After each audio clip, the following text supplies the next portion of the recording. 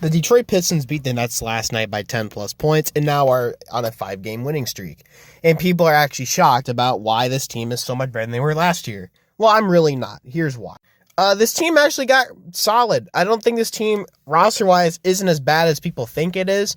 People thought the Tim Hardaway Jr. and Tobias Harris signing was a bad signing for some reason. I mean, the only reason why they were so bad last year is because they couldn't make a three-pointer for their life. But they were like top 10 in points in the paint, I'm pretty sure, last year. So they had that going for them as a team. And they got better defensively this year. Also, yes, the Cade Cunningham jump does help. He became an all-star player this year, which I already thought he was an all-star caliber player last year, but he is definitely a all-star this season. He should be voted in most likely.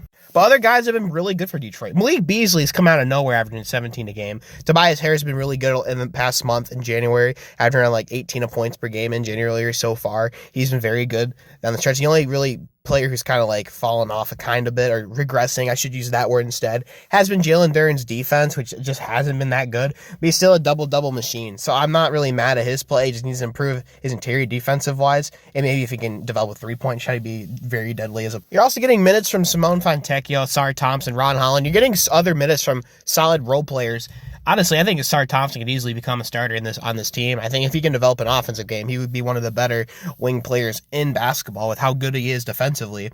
But this team is led by Cade Cunningham, and the coaching staff actually is a lot better. It's kind of insane when you hire a coach who actually cares about the team, more like JB Bickerstaff, than a coach like Monty Williams who didn't give two shits about the team. He was literally starting Killian Hayes over Jay and Ivy last year. But yeah, obviously, everyone on the Pistons have been playing better this year. I think all of them have at least either gotten better or has had a good year as a veteran or has just like improved as a player. I mean, I liked what I'm seeing from Ron Holland as well.